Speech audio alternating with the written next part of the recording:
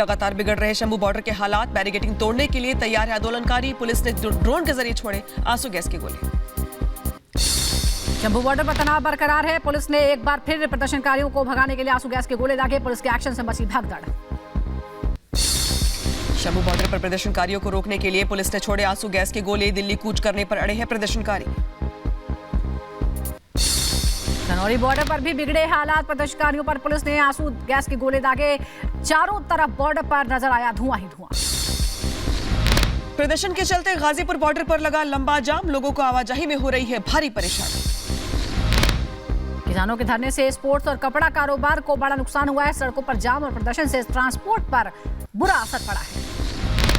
Delhi border पर प्रदर्शन को रोक लेकर रविशंकर प्रसाद का बयान, कहा कृषि मंत्री ने बातचीत की पेशकश की है, किसानों के लिए मन खुला हुआ है, किसानों का विकास हमारी प्राथमिकता है। कृषि मंत्री अर्जुन मुंडा ने फिर दिया बातचीत का प्रस्ताव, कहा किसान नेताओं को चर्चा के लिए आमंत्रित करता हूं, शांति बनाकर रखना जरूरी। प्रदर्शन को लेकर हरियाणा पुलिस भी सतर्क हुई, सीमाओं पर भारी संख्या में पुलिस बल तैनात किए गए। एआईजी मनीष चौधरी ने दिए निर्देश। दिल्ली बॉर्डर पर विरोध प्रदर्शन को देखते हुए हरियाणा पुलिस सतर्क है। बॉर्डर पर कुल 10 कंपनियां तैनात हैं। लोगों से ट्रैफिक एडवाइजरी का पालन करने की अपील।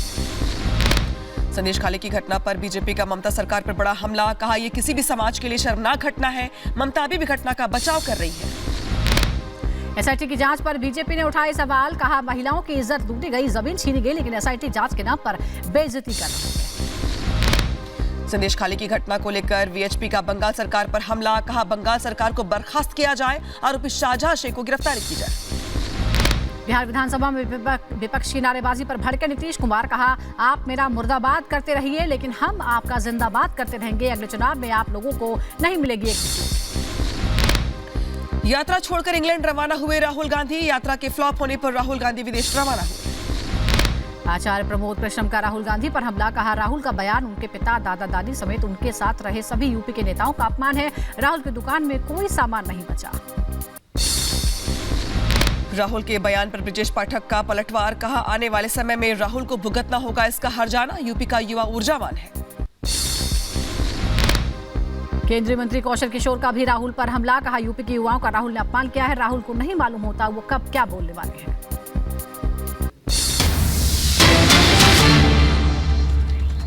और इस बीच बड़ी खबर आ रही है, जिस तरीके से गठबंधन को लेकर सपा और कांग्रेस में सीटों का समझौता फाइनल हो गया है। कई दौर की बातचीत के बाद समझौता फाइनल हो गया है। 63 सीटों पर समाजवादी पार्टी चुनाव लड़ेगी। रविदास मल्होत्रा और कांग्रेस का ये बयान सामने आया है कि सीटों का फिलहाल जो समझौता है वो फाइनल हो गया है। 17 सीटें कांग्रेस को दी गई है। हालांकि ये वही सीटें हैं जहां पे कांग्रेस का प्रभाव माना जाता है। शाम 5 बजे गठबंधन का ऐलान किया जाएगा, यानी कि इसका ऑफिशियल अनाउंसमेंट किया जाएगा। हालांकि कई बार इस बीच बैठकें हुई, बातचीत हुई, लेकिन सीटों को लेकर पहले समझौता नहीं बन पाया। लेकिन अब खबर आ रही है दरअसल कि सीटों को लेकर समझौता बन गया है। शाम 5 बजे इसका औपचारिक ऐलान किया जाएगा, यानी कि उत्तर प्रदेश में कांग्रेस के साथ समाजवादी पार्टी गठबंधन का चुनाव लड़ेगी। समाजवादी पार्टी और कांग्रेस के बीच में गठबंधन हो गया है। दोनों पार्टियां मिलकर चुनाव लड़ेंगी। इससे इंडिया मोर्चा और अधिक मजबूत होगा और 2024 में इंडिया की सरकार बनेगी। सभी विपक्षी पार्टियां मिलकर के चुनाव लड़ेंगी।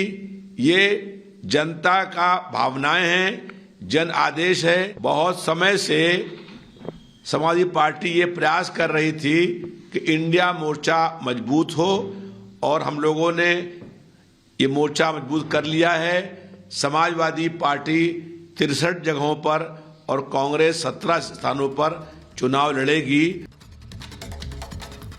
तो चलिए, कई महीनों के इंतजार के बाद आखिरकार इंडी गठबंधन में एक पार्टी के साथ तो समझौता हुआ है। सपा और कांग्रेस के बीच उत्तर प्रदेश में समझौता हुआ, लेकिन कांग्रेस को सपा ने उसकी हैसियत दिखा दी है। सिर्फ 17 सीटें दी गई है, इसी का फैसला लिया गया है। लेकिन आखिरकार भारी मन से कांग्रेस को 17 पर ही संतोष करना पड़ा, क्योंकि समाजवादी पार्टी मानने को तैयार नहीं थी। यानी उत्तर प्रदेश में कांग्रेस सपा की टीम बी की तरह लड़ेगी। पूरी खबर इस रिपोर्ट में आपको दिखाते हैं।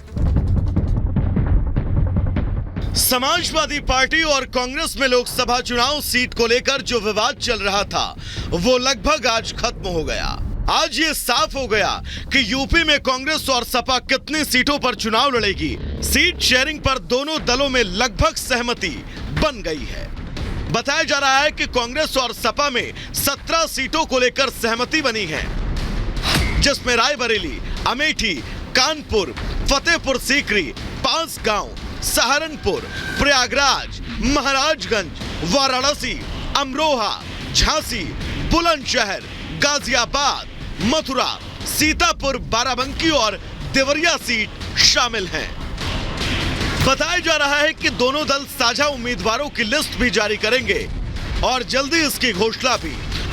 उधर मुरादाबाद में समाजवादी पार्टी के राष्ट्रीय अध्यक्ष अखिलेश यादव इसे अंत भला तो सब भला करार दे रहे हैं।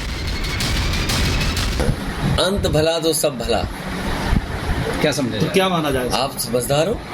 गठबंधन होगा या नहीं? सीट शेयरिंग को लेकर होगा। के विवाद छिड़ा हुआ है और कोई विवाद नहीं है। आपके सामने सब चीजें साफ हो जाएंगी बहुत कांग्रेस जल्दी। इंचार्ज पंडित जी ने कहा है बीएसपी के लिए कि उनके लिए अभी बात सब पुरानी हो गई। अरे आपने दरवाजा बंद तो नहीं कर दिया? कितनी पुरानी बातें बता रहे हो मैं।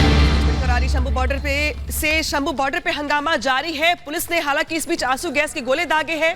आंसू गैस के गोलों से पीछे हटे हैं प्रदर्शनकारी, लेकिन शंभू बॉर्डर पर हंगामा लगातार जारी है।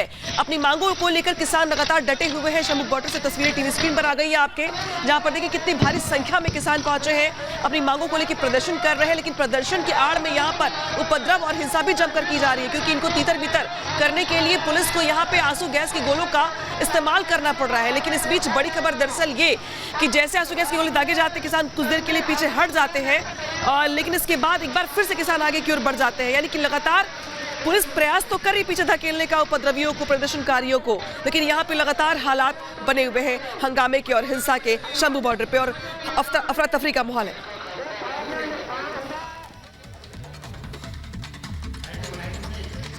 तो प्रदर्शन लगातार जारी है। तस्वीरें हम आपको लाइव भी दिखा रहे हैं, लेकिन बहुत से सवाल इस बीच है कि आखिर जिन मशीनों का जिक्र कर रहे हैं इनकी कीमत बहुत ज्यादा है, ये कहां से आई है? क्या क्या मशीन है? पोकलैंड मशीन है, कीमत करीब 65 लाख रुपए है। ये कहां से आई? ट्रिपल ट्रक की अगर बात करें तो 70 लाख की ये मशीन आती है। इसे कैसे यहाँ पर इसको ले आया गया? पोकलैंड मशीन की हम बात करें 65 लाख तक इसकी कीमत है। इससे कॉन्क्रीट की दीवारें बनाई गई उसको उखाड़ने के लिए इसको लाए हैं। हाइड्रा क्रेन की बात करें तो 35 लाख रुपए का हाइड्रा क्रेन भी यहाँ पर मौजूद है। इसलिए सवाल उठ रहे हैं कि इतने रिसोर्सेज कैसे आए, कहां से आए? जेसीबी मशीन 47 लाख तक इसकी कीमत होती है। इसे भी बॉर्डर पर इकट्ठा किया गया है, जिसे लेकर बार बार अपील भी की जा रही है, हिदायत दी जा रही है कि इनको पीछे हटा लिया जाए, वरना जो इनके ऑपरेटर हैं उनके खिलाफ कार्रवाई की जाएगी।